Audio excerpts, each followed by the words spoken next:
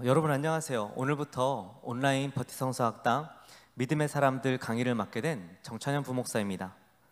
오늘부터 4주간 동안 믿음의 사람들, 즉 그들에게 주어진 삶의 자리에서 하나님의 부르심 앞에 믿음으로 반응하며 살았던 우리의 믿음의 선배들의 삶에 대해서 저와 조금은 더 자세히, 조금은 더 깊이 알아보게 되겠습니다. 녹화 강의가 처음이라 어색해 마지 않을 저를 넓은 마음으로 이해해 주시고요. 잘 따라와 주시면 감사하겠습니다. 자, 그럼 지금부터 믿음의 사람들 그 첫 번째 강의를 시작하겠습니다. 여러분은 믿음의 사람 하면 누가 떠오르십니까? 성경에는 많은 믿음의 선진들에 대한 기록이 가득합니다. 그런데 오늘 우리가 만나볼 사람은 그 많은 사람들 중에서도 조금은 특별한, 아니 그를 수식하는 말에 이미 믿음이라는 글자가 들어가 있을 만큼 아주 특별한 사람입니다. 모든 믿는 자들의 귀감이 되고 모든 믿는 자들의 시작이 되는 이 사람, 바로 믿음의 조상 아브라함입니다. 아브라함의 원래 이름은 아브람으로 큰 아버지라는 뜻입니다. 이 아브라함의 아버지의 이름은 데라이고, 데라는 노아의 첫째 아들 셈의 9대손으로, 아브라함은 셈의 10대손으로 태어났습니다. 아브라함은 삼형제가 있었는데요, 아브라함과 나홀과 하란이 그들이었습니다. 그런데 하란은 그 아버지 데라보다 먼저 죽게 되어서 그 하란의 아들 롯이 이후로 아브라함을 따르게 됩니다.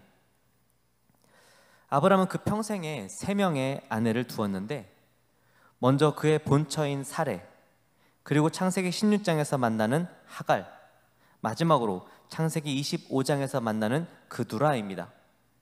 그리고 각각 사라에게서 이삭을, 하갈에게서 이스마엘을, 그두라에게서 시므란, 욕산, 무단, 미디안, 이스박, 수아를 낳게 됩니다. 아브라함의 고향은 메소포타미아 지역인 갈대아 우르입니다. 지금의 사우디아라비아와 이라크 사이에 해당하는 지역으로 유프라테스 강과 티그리스 강 하류에 위치해 있습니다. 아브라함은 우르에서 시작해서 그의 평생에 걸쳐 비옥한 초승달 지대를 이동하게 됩니다. 많은 사람들의 생각과는 달리 처음 우르에서 떠나는 것을 주도한 사람은 아브라함이 아닌 그의 아버지 데라였습니다.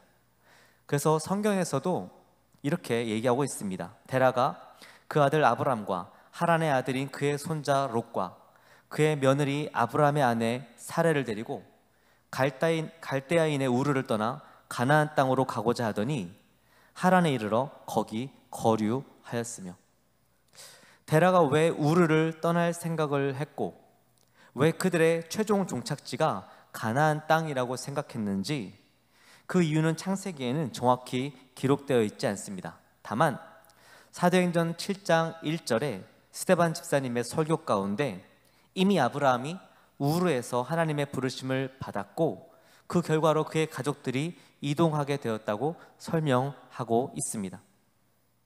그런데 가나안으로 향하던 이 데라 가족은 시리아 지역의 교통의 요충지인 하란이라는 곳에서 멈추고 맙니다. 자신보다 먼저 간 아들 하란의 이름과 같아서일까요? 데라는 가나안으로 가는 것을 포기하고 하란에서 거류하게 됩니다. 거류하다라는 말이 좀 어려운데 NIV 성경에서는 settled,로 번역되어 있습니다. 즉 이주했다, 정착했다라는 것이죠. 데라는 그곳에서 살다가 205세의 죽음을 맞게 됩니다. 이렇게 11장 마지막에 데라의 죽음이 기록되었고, 창세기 12장 1절에 보면 하나님께서 아브라함을 부르시는 유명한 장면이 나옵니다. 창세기 12장 1절 말씀입니다. 여호와께서 아브라함에게 이르시되 너는 너의 고향과 친척과 아버지의 집을 떠나 내가 내게 보여줄 땅으로 가라. 내가 너로 큰 민족을 이루고 내게 복을 주어 내 이름을 창대하게 하리니 너는 복이 될지라. 이전 버전에서는 복의 근원이 될지다 라고 표현하고 있죠. 이 짧은 말씀 안에 하나님은 아브라함에게 3가지의 약속을 하셨고 그 엄청난 능력과 깊은 섭리를 통하여서 이 땅의 역사 속에 그 약속들을 이루어 내셨습니다. 어떤 약속이 있었습니까? 먼저 땅의 약속이었습니다. 하나님께서는 아브라함에게 내가 내게 보여줄 땅으로 가라 말씀하셨고 그 땅을 내 소유로 주겠다 말씀하였습니다. 아브라함에게 약속된 이 땅의 약속이 언제 성취되었습니까?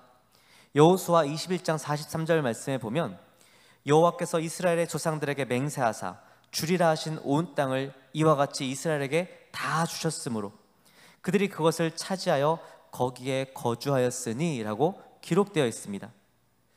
두 번째는 민족에 대한 약속입니다. 너로 큰 민족을 이루게 하겠다 말씀하셨습니다. 이것은 출애굽기 1장 7절에 이스라엘 자손은 생육하고 불어나 번성하고 매우 강하여 온 땅에 가득하게 되었더라 라는 말씀으로 응답되어졌습니다. 소수에 불과했던 아브라함의 가족이 많게는 200만까지 이르는 이스라엘 민족이 된 것입니다. 세 번째로 복의 근원입니다. 너는 복이 될지라.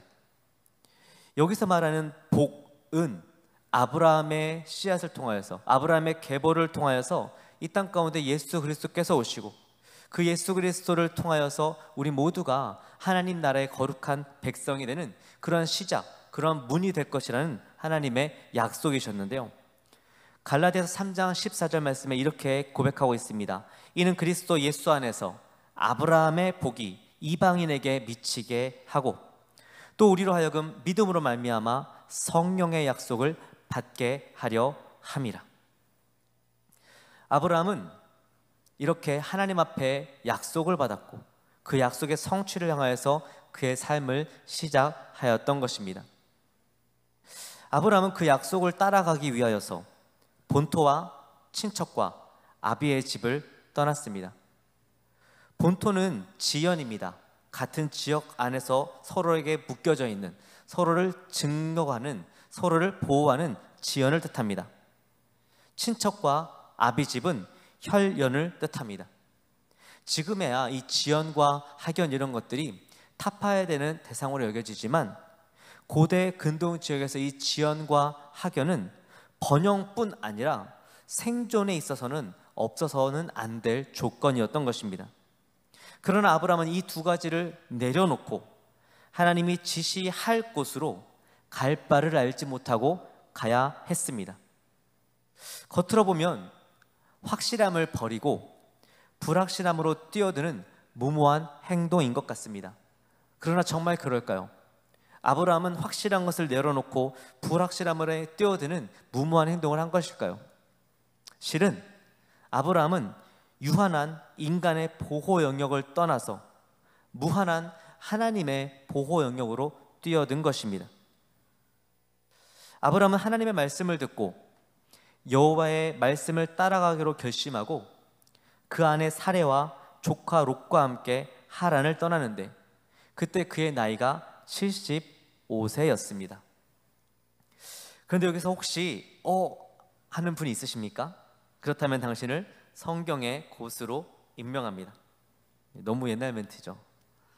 실은 여러분 이 부분에서 구약의 난제 중 하나를 만나게 됩니다. 바로 아브라함이 하란을 떠난 시기와 관련된 내용입니다. 무슨 말이냐면 창세기 12장 4절은 이렇게 이야기하고 있습니다.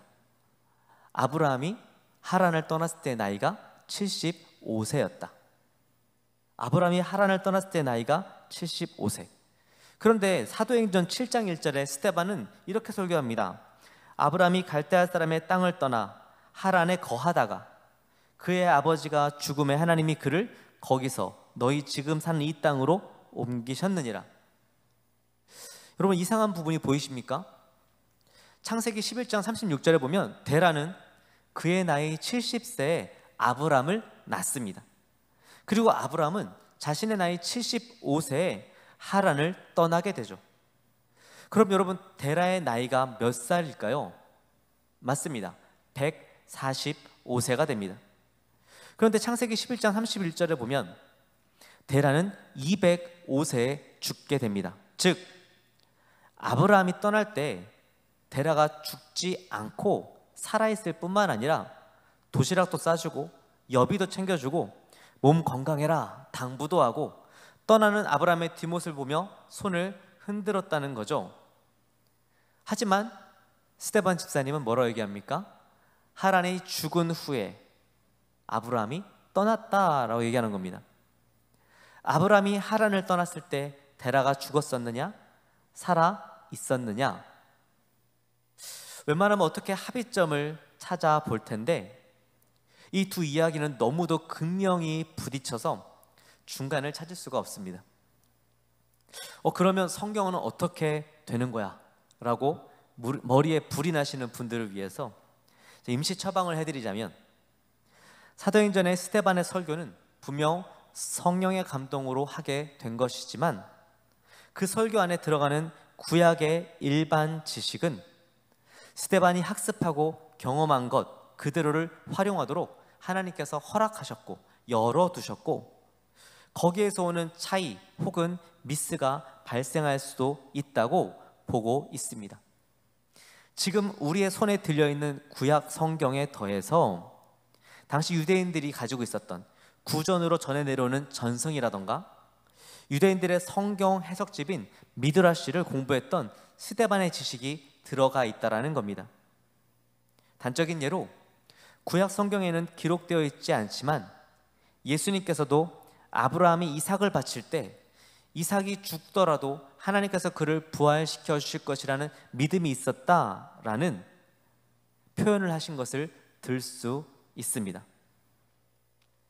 여러분, 청 답답하시면 나중에 예수님 오실 때 저랑 같이 성경책 들고 물어보러 가셔야 될 것 같습니다. 아무튼 여러분, 이 장면에서 중요한 것은 하나님의 부르심 앞에서 데라는 멈추어 버렸고 아브람은 움직였다는 것입니다.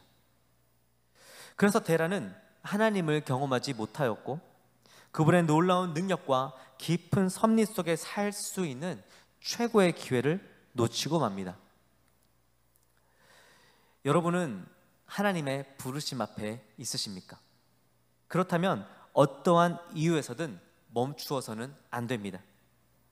공동체적 부르심이건 개인의 부르심이건 응답을 멈추는 순간 그 개인과 공동체를 향한 축복도 멈추고 그 개인과 공동체가 경험하게 될 하나님과의 동행이라는 이 땅에서 얻을 수 있는 최고의 경험을 놓치게 되어 버립니다. 여기까지가 창세기 12장 4절이었고 바로 이어서 창세기 12장 5절에 마침내 가나안 땅에 들어갔더라고 기록되어 있습니다.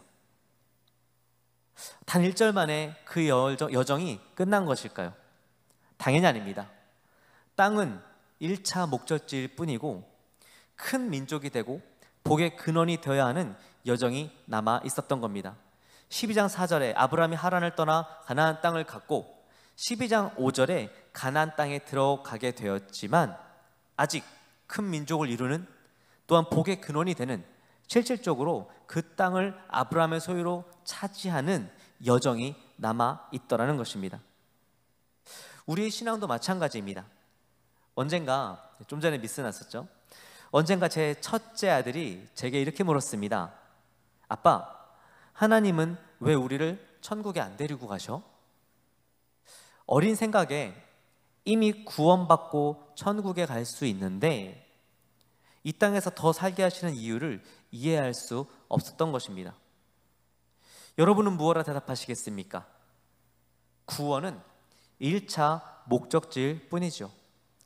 아직 우리에게는 우리 스스로가 이 땅 가운데 하나님의 나라가 되며 하나님의 나라를 확장하는 부르심이 남아 있다라는 것입니다. 아무튼 아브라함은 가나안 땅에 도착했고 하나님은 그런 아브라함에게 나타나셔서 내가 이 땅을 내 자손에게 주리라고 약속하십니다. 이곳이 바로 세겜이라는 지역인데 지도의 오른쪽 아래 보시면 나옵니다. 후에 여호수아 24장에서 가나안 전복 전쟁을 마친 이스라엘 백성들이 모두 모여서 총회를 한 곳이 바로 이곳 세겜입니다. 그래서 그 이름도 세겜 총회이죠. 아브라함이 가나안 땅에 도착하여서 하나님 앞에 내가 이 땅을 내 자손에게 주겠다 약속받은 바로 그곳 세겜에서 그 땅의 정복 전쟁을 마치고 분명히 그 소유권을 획득하게 된 아브라함의 후손들 이스라엘 민족들이 하나님 앞에 총회를 연 것입니다. 약속의 성취를 보게 된 것이죠. 그런데 문제가 생깁니다. 12장 10절에 그 땅 세겜 지역에 가나안 지역에 기근이 들었던 것입니다.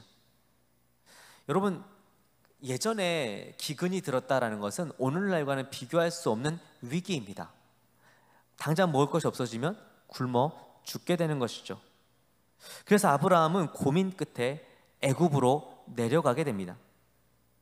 분위기가 영 이상하시지 않습니까? 어려움이 닥쳤을 때 여쭤보지 않고 애굽으로 다른 나라로 가서 큰 코 다친 사람이 떠오르시지 않습니까? 네, 룻기의 나오미가 그러했습니다.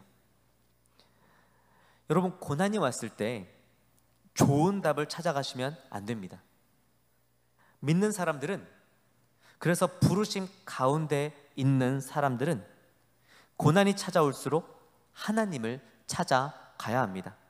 하나님 앞에 엎드려 기도해야 한다는 사실을 잊지 마시기 바랍니다. 아브라함은 하나님께 여쭤보지 않고 하나님께 기도하지 않고 애굽으로 내려갑니다. 그런데 애굽으로 내려가던 아브라함이 갑자기 아내 사레를 불러서 이렇게 얘기합니다. 사레, 당신은 너무 아름다워서 애굽에 갔을 때 당신을 내 아내라면 나를 죽일 수도 있어. 그러니까 당신을 내 누이라고 하자. 그러면 내가 살 수 있을 거야. 여러분, 우리 성경 공부반 27명 중에 23명이 여성인데 믿음의 조상이고 뭐고 정이 뚝 떨어지지 않습니까? 아니나 다를까 아브람과 사레가 애굽에 내려갔을 때 난리가 납니다. 여러분, 사레가 어디 출신입니까? 지금의 중동 출신입니다. 여러분, 혹시 얼마 전에 2018년인가요? 개봉했던 알라딘의 자스민 공주 기억하시나요? 중동 사람. 얼마나 이쁩니까? 여러분, 이집트의 최고의 미녀라고 불리는 사람이 누가 있죠? 네, 클레오파트라가 있습니다. 근데 여러분, 클레오파트라의 그림을 보면 별로 그렇게 이쁘지 않습니다. 그렇게 이렇게 아름답지 않아요. 근데 뭐 최고의 미녀가 이 정도인데 별로 매력적이지 않은데 눈도 크고 이목구비가 뚜렷한 중동의 미인이 등장하니까 애굽이 발칵 뒤집힙니다. 애굽 사람들이 성경에 보면 사레가 심히 아름다움을 보았답니다. 얼마나 이뻤는지 바로 애굽 왕의 고관들도 어전 회의에 모여서 사레를 칭찬하는 겁니다. 바로 왕이시여, 이번에 가나안 땅에서 온 이들 중에 사레라고 정말 이쁜 처자가 들어왔는데 얼마나 이쁜지 하늘에서 온 선녀 같았습니다. 그래? 그런데 같이 온 남자가 있지 않았어? 아, 왕이시여, 알고 보니 같이 온 사람은 그 여자의 오빠이고 이 사레라는 여인은 그 오빠의 누이라고 합니다. 그래? 그럼 한번 데려와 보거라 라고 얘기가 된 것이죠. 그런데 사레를 데려와 직접 보니 정말 아름다웠던 겁니다. 그래서 바로가 사레를 데려오고 그 오빠인 아브람에게 양과 소와 노비와 암수 나귀와 낙타를 선물로 주며 후대합니다. 지금으로 따지면 결혼 지참금 같은 거였죠. 근데 아브람은 아무 말 없이 사레를 보내고 사레도 아브람의 뜻에 따라서 가게 됩니다. 근데 바로 그날 바로의 집에 큰 재앙이 내립니다. 자초지종을 알게 된 바로는 경노하였고 아브람을 불러서 따져 묻습니다. 내가 왜 나한테 이런 일을 했느냐? 왜 속였느냐? 그러니까 아브람이 대답을 하죠. 제가 죽을까 봐 하게 됐습니다. 얼마나 어이가 없는지. 하지만 바로는 아브람에게 사레를 돌려보내고 그 줬던 돈까지도 다 챙겨서 그를 이 애굽의 땅에서 나가라고 얘기합니다. 여러분, 로마서 8장 28절 말씀입니다. 우리가 알거니와 하나님을 사랑하는 자, 곧 그의 뜻대로 부르심을 입은 자들에게는 모든 것이 합력하여 선을 이루느니라. 우리가 알거니와 하나님을 사랑하는 자, 곧 그의 뜻대로 부르심을 입은 자들에게는 모든 것이 합력하여 선을 이루느니라. 아브라함은 하나님 앞에 실수하였지만 하나님께서 아브라함의 약함과 실수를 만회하시고 오히려 그것을 통해 아브라함이 더 강성해지도록 도와주신 것입니다. 여러분, 우리가 삶을 살아가다 보면, 하나님의 부르심 앞에 믿음으로 반응하다 보면 우리의 연약함으로 인해 실수하고 넘어질 때가 분명히 있습니다. 우리가 죄를 짓고 하나님을 떠나서 우리 삶의 깊은 구덩이에 빠질 때가 있더라는 겁니다. 그러나 여러분, 바로 그때에 하나님을 기억하고 하나님께로 돌아와야 합니다. 하나님은 우리의 실수와 우리의 부족한 모든 것들조차도 합력하여서 우리를 향한 하나님의 뜻을 이루어 줄 수 있는 능력의 하나님이시기 때문에 그렇습니다. 창세기 13장에서 애굽에서 나온 아브람 일행은 네게브라는 지역을 지나서 베델로 돌아오게 됩니다. 그런데 애굽에서의 일로 아브라함에게 가축과 은과 금이 풍성해지게 됩니다. 그래서 더 이상 아브라함 일행과 롯 일행이 같은 장소에서 함께 할 수 없게 된 것이죠. 왜냐하면 그들은 목축을 하는 자들이었기 때문에 같은 지역 안에 기를 수 있는 어떤 짐승들의 숫자가 제한이 됐던 겁니다. 심지어는 두 사람의 목자들이 서로 좋은 풀을 먹이려고, 서로 물을 먼저 먹이게 하려고 다투는 일도 발생합니다. 그러자 아브라함이 롯에게 이야기합니다. 롯, 너와 나는 가족이다. 가족끼리 싸워서야 되겠느냐. 그러니 우리가 이제 나눠지자꾸나. 내가 먼저 가고 싶은 곳을 골라라. 내가 왼쪽으로 가면 내가 오른쪽으로 가고, 내가 오른쪽으로 가면 내가 왼쪽으로 가마. 여러분, 이 이야기를 들은 롯이, 큰아버지 무슨 말씀이십니까? 제게 아버지와 다름없으신데 먼저 고르시죠 라고 했으면 참 아름다웠을 텐데, 괘씸하게도 아브라함의 말을 듣자마자 롯이 눈을 들어서 땅을 보기 시작합니다.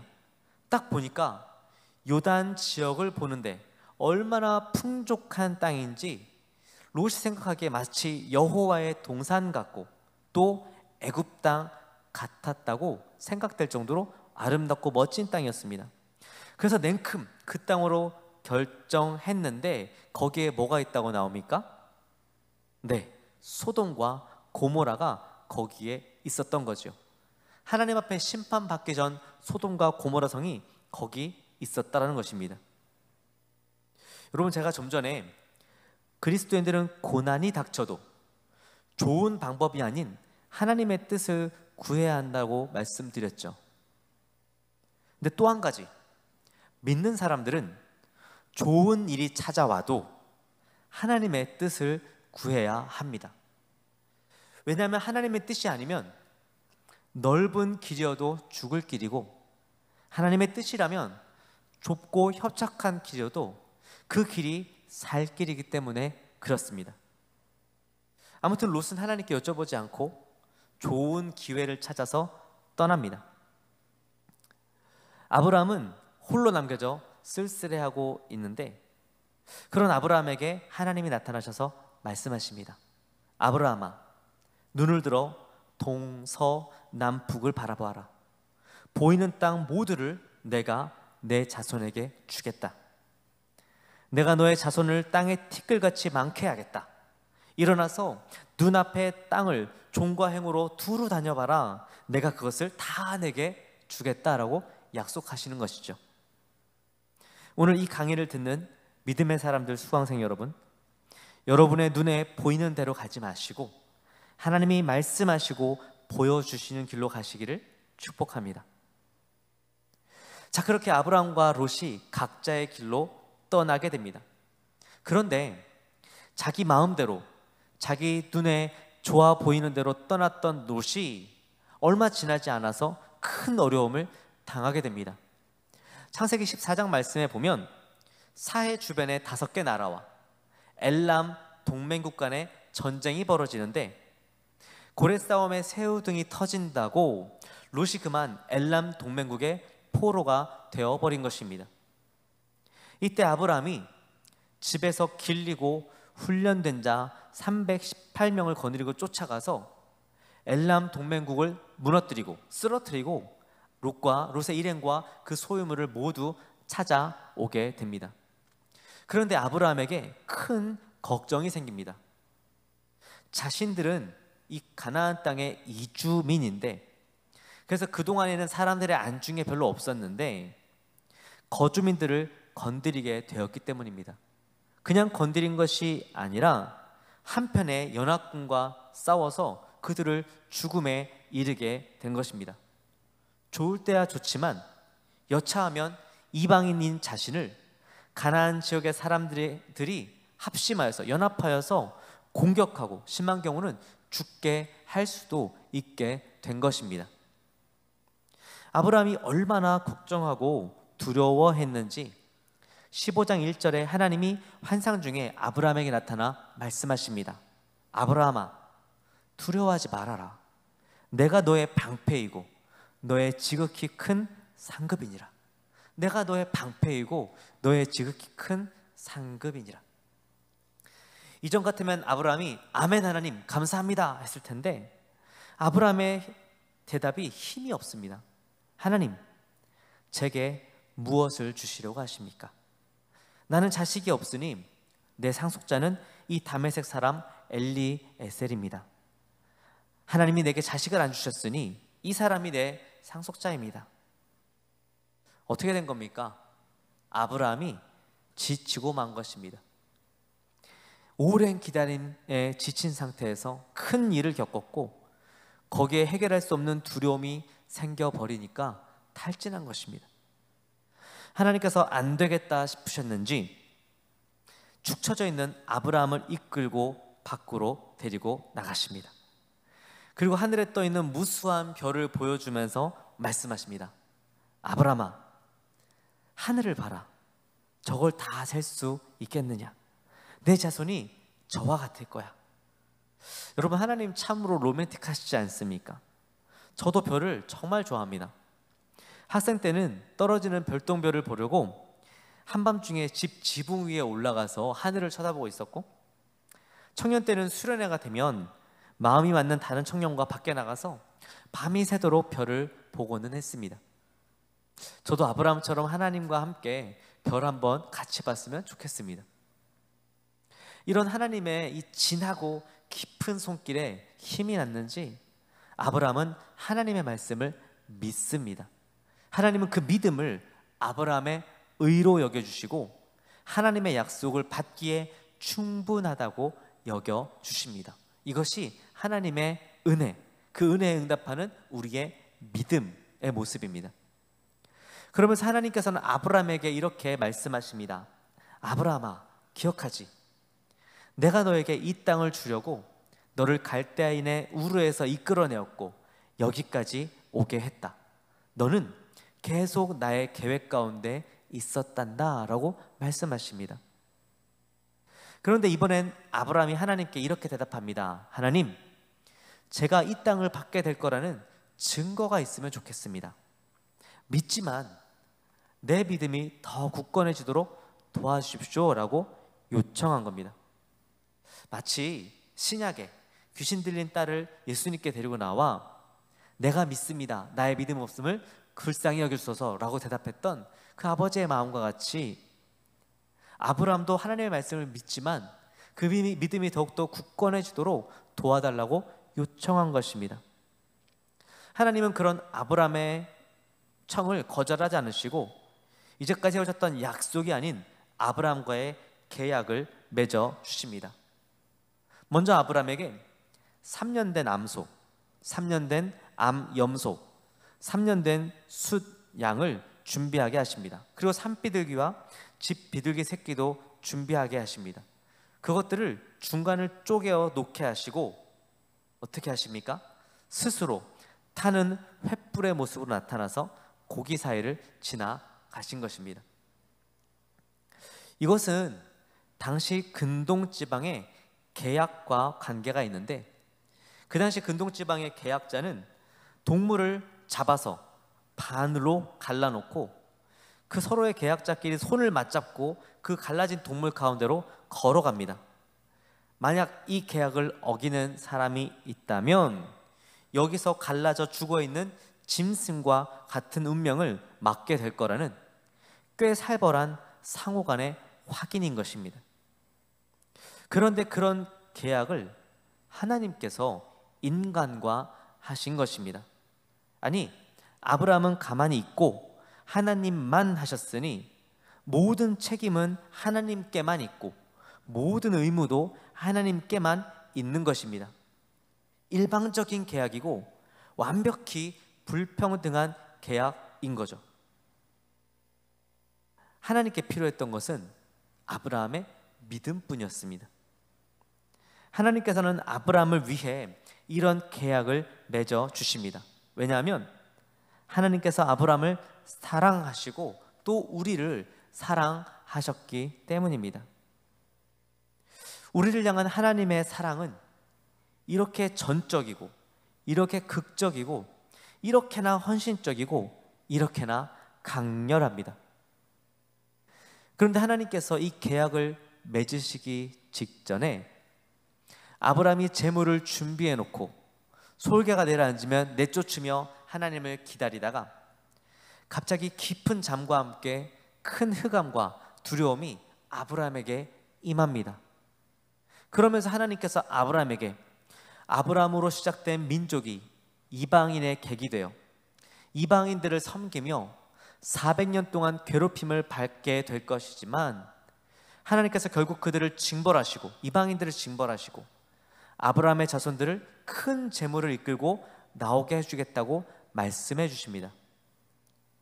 어떤 사람들은 이것이 계약 중에 졸았던 아브라함을 벌하신 것이라고 이야기하지만 이것은 하나님께서 약속하신 하나님의 언약이 이루어지는 과정 속에서 더욱 큰 믿음과 인내가 필요한 순간에 대한 하나님의 위로와 확신, 그리고 그 가운데에서도 섭리하실 하나님을 드러내심으로 소망을 주고자 하심으로 보는 것이 옳습니다.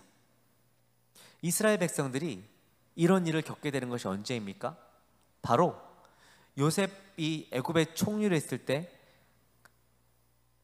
기근을 피해서 야곱의 가족들 70명의 가족들이 애굽으로 들어가게 되었고 그 애굽 안에서 크게 번성하였지만 이후에 요셉을 알지 못하는 애굽의 왕이 일어났고 그 왕으로부터 갖은 고난을 당하게 되는 그 상황을 설명해 주신 것입니다. 이스라엘 백성들이 그 앞을 볼 수 없는 절망적인 상황 가운데 그들의 정체성과 그들의 생명을 붙들 수 있는 것이 무엇이었을까요? 바로 하나님께서 아브라함에게 말씀하셨던 오늘 이 본문, 지금 괴롭힘을 당하게 되지만 지금 어려움을 당하게 되지만 내가 반드시 너희를 괴롭게 하고 힘들게 하는 이방인들을 멸하고 거기서부터 너희를 이끌어낼 거라는 하나님의 약속을 그들은 가지고 갈 수 있었다라는 것입니다. 일례로 여러분, 요셉의 가족이 애굽에 들어가서 어떻게 됩니까? 당대의 최강국이었던 애굽이라는 큰 나라에 들어가 70명밖에 되지 않던 그 민족이 많게는 수백만에 200만 명 이를 만큼 큰 민족으로 성장하였고 또한 그 큰 나라의 부를 흡수하여 나오므로 이후에 이스라엘이라는 나라를 세우는 데 필요한 중요한 경제력을 소유하게 되는 것입니다. 로마서 8장 32절에 이렇게 말씀하고 있습니다. 자기 아들을 아끼지 아니하시고 우리 모든 사람을 위하여 내주시니가 어찌 그 아들과 함께 모든 것을 우리에게 주시지 아니하겠느냐. 자기 아들을 아끼지 아니하시고 우리 모든 사람을 위하여 내주시니가 어찌 그 아들과 함께 모든 것을 우리에게 주시지 아니하겠느냐. 하나님은 여러분을 사랑하십니다. 너무나 사랑하셔서 자신의 아들을 우리를 대신해 죽게 하셨습니다. 그 하나님께서 여러분에게 아까워하실 것이 무엇이 있을까요? 그 하나님께서 여러분을 힘들게 하실 이유가 있을까요? 모든 것이 여러분을 향한 하나님의 사랑이고 모든 것이 여러분을 위한 그분의 손길임을 믿으시기 바랍니다. 히브리서 11장 6절에는 이렇게 말씀하고 있습니다.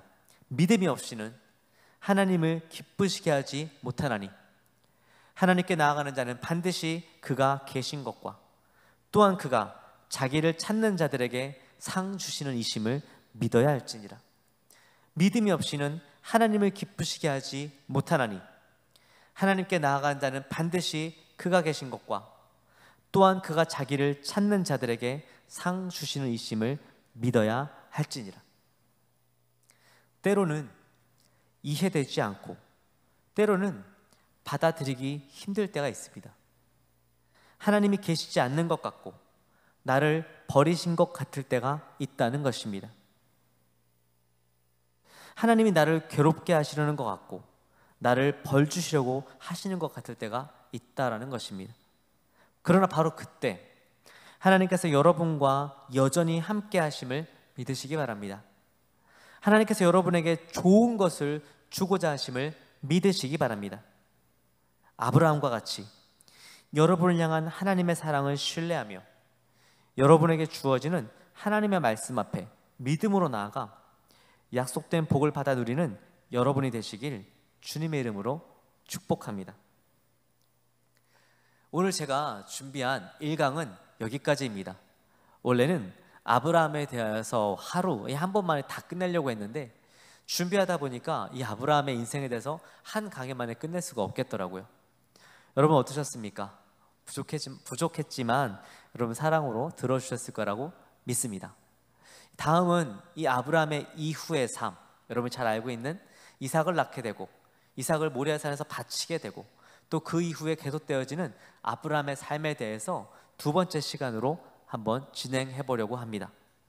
여러분 바라기는 창세기 12장, 11장부터 시작되는 아브라함의 일대기를 꼭 한번 읽어보시고요. 특별히 다음 주에 우리가 같이 나누게 될 15장 이후의 말씀을 꼭 한번 읽어보시기 바랍니다. 여러분 숙제를 하나 드리자면 나누어 드린 교재에 첫 장에 아브라함의 그 모습이 있지 않습니까? 얼굴이 비어 있습니다. 오늘 이 강의를 듣고 아브라함의 얼굴을 한번 상상해 보시고 그 얼굴을 직접 그리셔서 그걸 사진으로 찍어서 단톡방에 올려주시면 감사하겠습니다. 성경 읽는 것, 그 다음에 사진을 올려주시는 것, 이 두 가지가 이번에 숙제가 되겠습니다. 감사합니다. 다음 주에 다시 뵙겠습니다.